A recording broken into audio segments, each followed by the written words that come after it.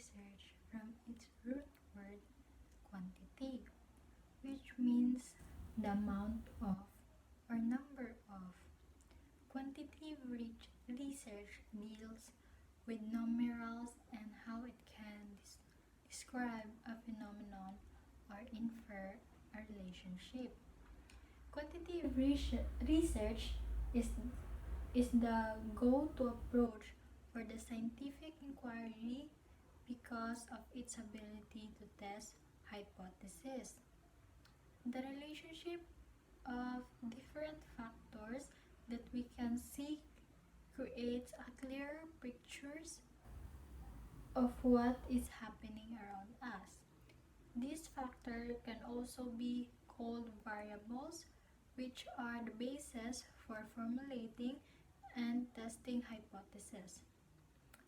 Variables are traits a numerical describes or give meaning to an object, phenomenon, or group of people. These variables vary or change from one thing to another. Example of variable are the height of a chair, the weight of a person, test scores of the student, or the speed of a car. Remember, variables are an important concept in research. They are the ones that usually identified, examined, described, or correlated with answering a specific inquiry. Characteristic of quantitative research. Quantitative research deals with number, and the following is a list of the characteristic of quantitative research. Controllability. To understand a specific relationship or phenomenon, quantitative research should be an environment where all variables are identified and can be controlled.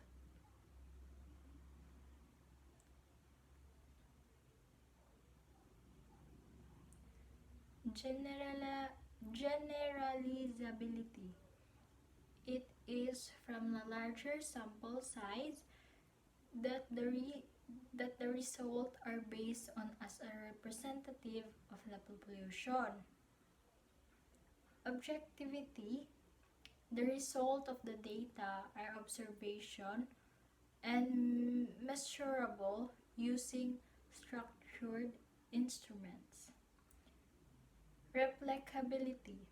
The research study should be replicable by other teams of researchers that will eventually come up with a similar outcomes. Strength of quantitative research. The factual quality of quantitative research and its generalizability to a population becomes the basis of its strengths.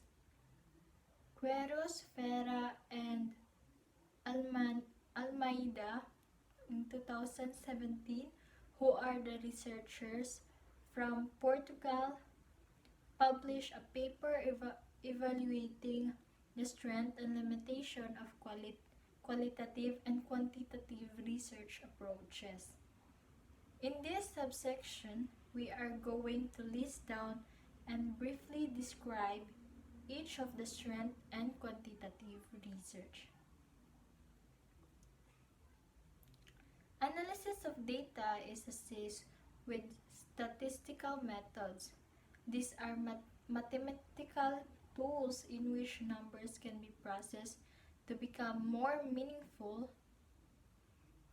Simple statistical measures such as determine the mean, median, and mode of a data set can also assist researchers in reducing the bulk of data to make it easier to understand.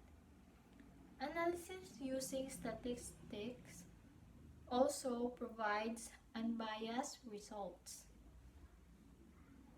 large-scale research can be undertaken. Due to many data collection methods that can be employed in quantitative research that are relatively easy to administer, a research with a large number of samples is possible. This also allows researchers to make a more comprehensive and generalizable conclusion for entire population.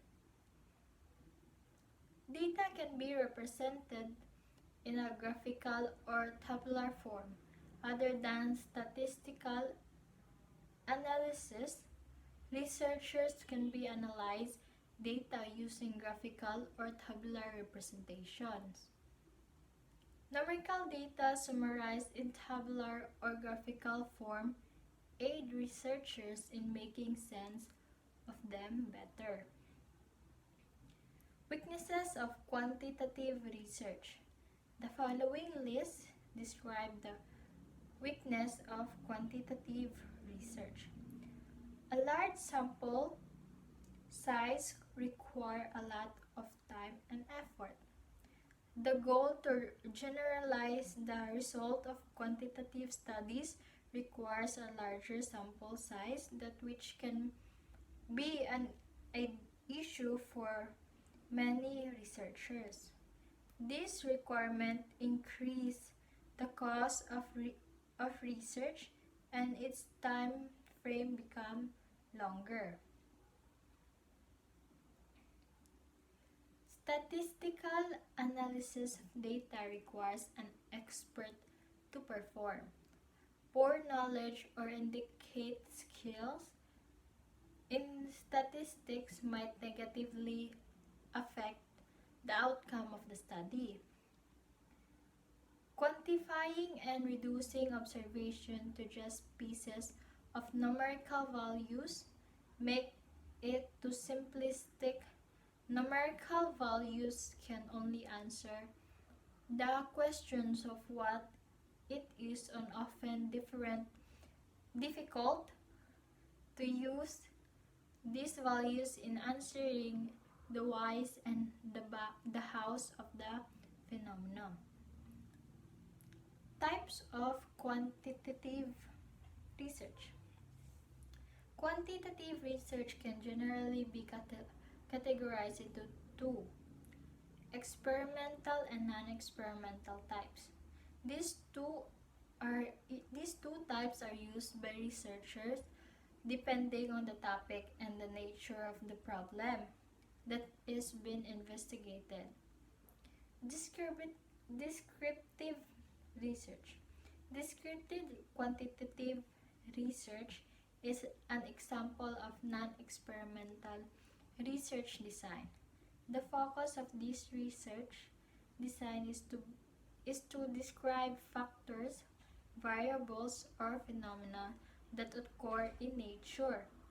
For example, you want to identify the factor that contribute to the spoilage of food. We know that there might be 1,000 of reasons why food spoils, but the best way to narrow it down is to survey people that know about food spoilage. From there, one can analyze the data by using descriptive statistics by calculating the mean, median, and mood. From the result of that survey conduct, for example, you observe that the frequency for temperature as a factor is the highest. It means that almost all of your research respondents say that temperature is a factor in a food spoilage. Comparative research. This is another example of an non-experimental research design. The primary objective of comparative research, also called casual comparative research, is to compare two variables in order to identify whether there exists accusative relationship between them. This kind of research usually involves two or more groups and one independent variable. For example, you want to know if participating in school summer program is the cause of student increased class participation. You identify two groups of students who enrolled in the summer program and those who did not. Then you collected data about their class participation. After analyzing the data gathered, you concluded that the summer program helped the student in participating more in class. Tip: in order to identify which research design best suits your inquiry, determine your purpose first in doing the research. So, correlational research. This is another example of non-experimental research design. Its primary objective is to compare two variables, then identify the relationship between them. For example, you want to know if there is a relationship between the length of sleep and student productivity. You can collect data for the length of sleep by asking students about their bedtime and waking up time. For student productivity, let's say the number of activities being finished every day defines student productivity. After gathering your data and subjecting it to the statistical analysis, you found out that the closer the length of sleep to 8 hours, the higher the number of activities being done by a student. Through this, you can now identify that there exists a direct relationship between the length of sleep and student productivity. Quasi-experimental research.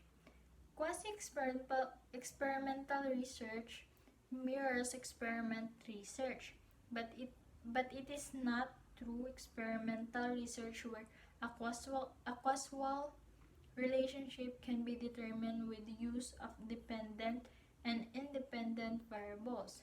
Quasi-experiments differ because the random selection of sample is not possible due to innate or ethical reason. For example, you want to know the effect of height on milk brand preference. Through experiments would have to randomly assign participants to group where they would be subject to taste tests in order to know which brand they prefer. However, because height is an innate characteristic of a person, participants cannot be randomly assigned to groups. Instead, you have to group participants based on their height. Through experimental research, the primary objective of through experimental research design is to identify cause and effect relationship between the variables where the sample are randomized. One of the earliest experiments that we have done is when we are trying to understand plant needs. For us to find out if sunlight affects the growth of plants, we are asked by our teacher to create 3 different setups. Set A is to grow a seed that will receive ample amount of sunlight. Set B is a seed that will be placed where sunlight is limited. And C is a seed that will be placed completely in the dark.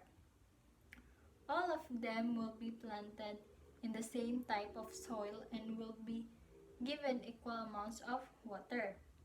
After several days, we discover that set A grew perfectly, set B grew, but it leaned toward the source of the light, while set C did not grow at all. So review.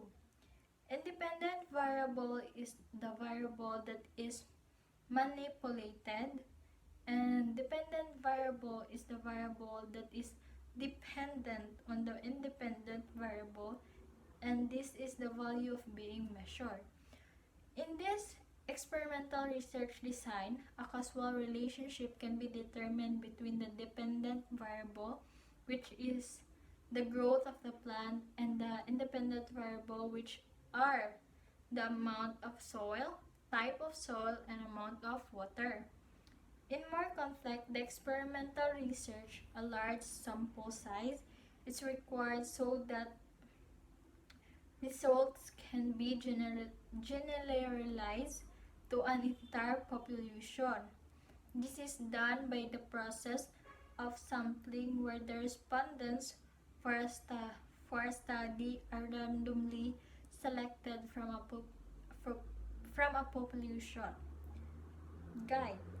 Just by reading a research paper abstract, you can get an understanding of the nature of the study's objectives.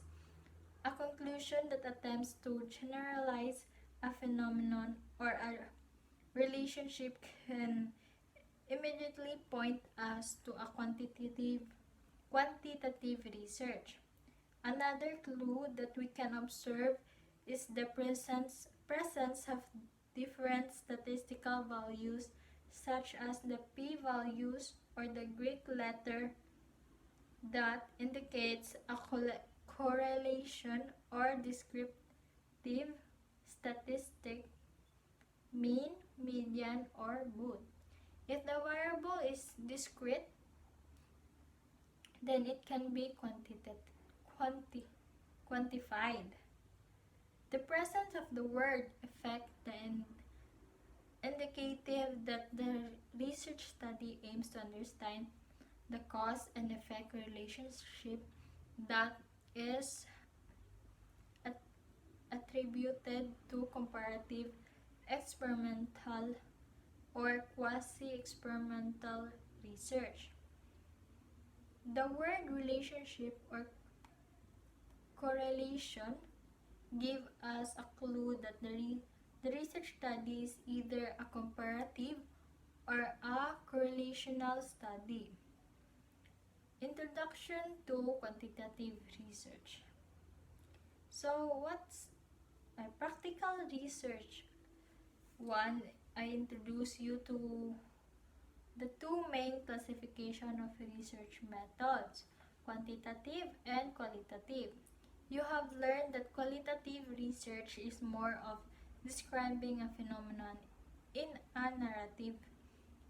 Hence, the data collection can be in the form of words, images, and transcript taken from all small sample, not generalizable to the population. Choosing a small sample size makes room for in-depth data collection and interpretation. In this lesson, you will learn about quantitative analysis, a more formal, objective, and systematic approach to obtaining answers to a question or problem of the study. Vital to the conduct of quantitative research project is a deep understanding of its characteristic. When you know its strength and different classification, you will be able to identify what kind of question you should ask and what approach is most suited to find answer to this question. The identification of its weaknesses, on the other hand, is in recognizing the questions or topics that are inappropriate to this course. At the end of this lesson, you will have a good grasp of quantitative research that will prepare you in crafting a good research study and instrumental to building lifelong skills. Characteristic of quantitative research. Quantitative research is commonly used in natural science research problem because of the following characteristic. 1. Large sample size. To obtain more meaningful and statistical research, a result that data must come from a large sample size. 2. Objectivity. Data gathering and analysis of results are done accurately, objectively, and are unaffected by the researcher's intuition and personal guesses. 3. Concise visual presentation. Data is numeral, which makes presentation through graph, charts, and tables possible and with better convenience and interpretation. Number 4. Faster data analysis. The use of statistical tools gives way for a less time-consuming data analysis. 5. Generalized data. Data taken from a sample can be applied to a conclusion if sampling is done accordingly. Sufficient size and random sample were taken. 6. Fast and easy data collection depending on the type of data needed. Collection can be quick and easy. Quantitative research uses a standards research instrument that allow the researcher to collect from a large sample size efficiently. For instance, a single survey form can be administered simultaneously to collect various measurable characteristics like age, gender, socio-economic status, and etc. Reliable data. Data is taken from analyzed objectively from a sample as a representative of the pollution, making it more credible and reliable for policy making and decision making. 8. High replicability.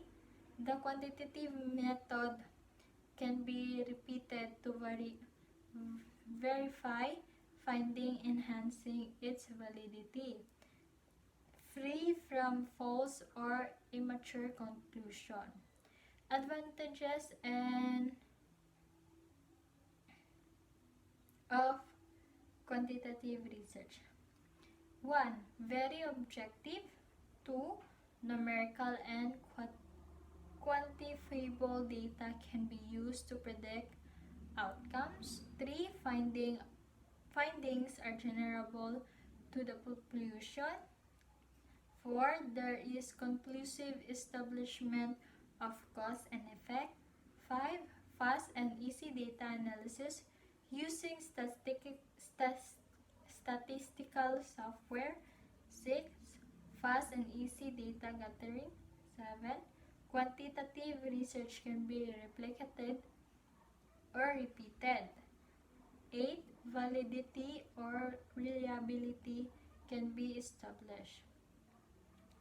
Disadvantages of quantitative research. 1. It lacks the necessary data to explore a problem or concept in depth. 2. It does not provide comprehensive explanation of human experiences. 3. Some information cannot be described by numerical data such as feelings and beliefs. 4. The research design is rigid and not very flexible. 5. Participants are limited to choose only from the given responses. 6. The respondents may tend to provide inaccurate responses. 7. A large sample size makes data collection more costly.